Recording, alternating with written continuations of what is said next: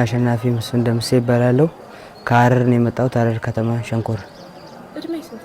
እድሜ 17።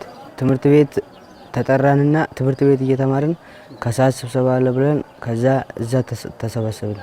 እዛ ከተሰበሰብን በኋላ ከዛ ሰብስበው መከላከያ መሆን የሚፈልግ ብሎ በፍላጎት በእጅ አውጡ ተብሎ እጅ አውጥተው በፍላጎት መሄዱን በፍላጎት ሄዱ።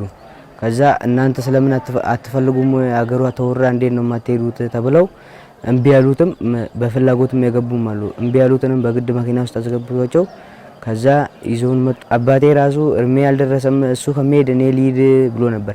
አንተ የመንግስት ስራ እያደረክ መሄድ አይሆንም የራስህ ልጅ ትልካለህ ብሎት ከዛ እኔ ላከኝ። አባቴ ራሱ እያለቀሰ ነው ትቼ የመጣሁት። ከዛ እዛ ማሰልጠኛ ገባን። 1 ወር ሰለጠንን። ከዛ ገባን። እዚህ እኔ ውጊያ ራሱ እንዳለ አላወኩም ነበር። እዚህ ቡልቡላ ዝዋይ ቡልቡላ የሚባል ነበረ። ከዛ መኪና አሳፍሮን እዛ ሰልጥነን 1 ወር። ከዛ ደግሞ እዚህ አፋር መጣን። እዛ አፋር ወረድን። እዛ ቁጭ አለን።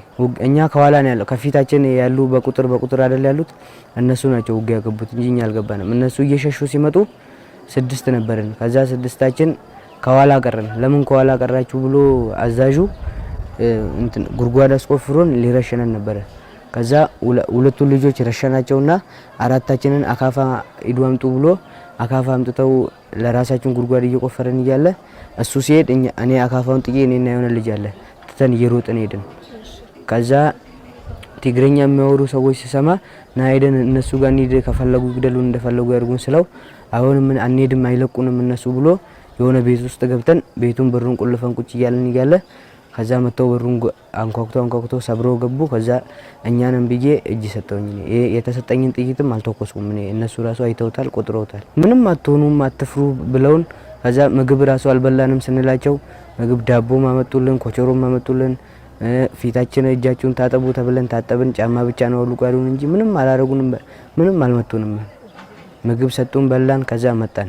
አባቴ መስፍን ደምሴ እኔ ከሞት ተርፌ ያለውኝ እና እህቴ ሚሚ እኔም ተርፌ ያለው ምንም አልሆንኩም። እግዚአብሔር ካለ መጣለው አታስቡ፣ ምንም አልሆንኩም። ጓደኞቼ እነ ጫላ አጀባ እነ ዱሪያ ልይ ምንም በቃ ካሁን በኋላ መከላከያ ምናምን ብላችሁ እንዳገቡ መከላከያ መጥፎ ነው፣ እዛው ቁጭ ብላችሁ ያገኛችሁ ስሩና ብሉ፣ እኔ መጣለው